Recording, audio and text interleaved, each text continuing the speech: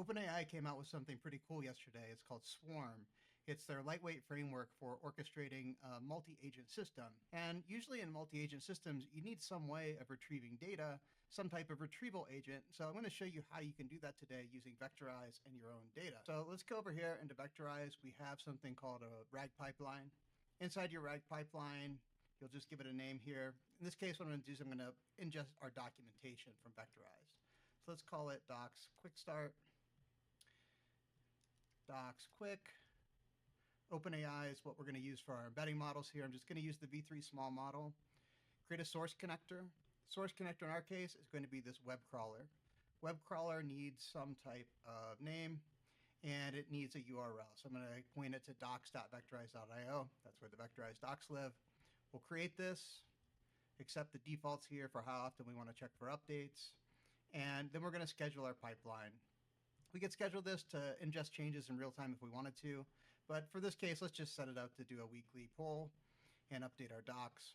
Click on submit. Now we're going to deploy our pipeline, which is going to take just a second, and then we'll see that it's going to start to populate right away. All right, so you can see our pipeline has started to backfill. That means that the web crawler has gone onto the site, started to find web pages, pull in the content from those pages, chunk it up, turn those into vectors, and then populate our vector database. It's going to do that until it gets all the way through the pages that it finds based on that configuration. And then we'll be able to see how easy it is to turn this into a retrieval agent that works with Swarm. Now, once that backfilling process is done, we can come up to the Connect tab that you see right up here. And one of the options that we have built in is a Swarm agent. So you'll find code that's ready to go. You can drop this directly into your Swarm project, and that's exactly what we're going to do right now.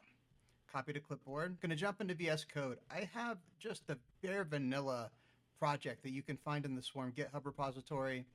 And over here, I'm just going to drop in this agent. The agent is called Vectorize agent. It has a function called query vectorize. All right, so now let's run our program here. You'll see that it's going to pop up with a user prompt. So let's ask a question that our docs can answer. What source connectors does Vectorize support? Did I spell that right? I've got it in debug mode, so we can see exactly what comes back from the vector database down here. And so we see the pages that came back. These are part of our documentation.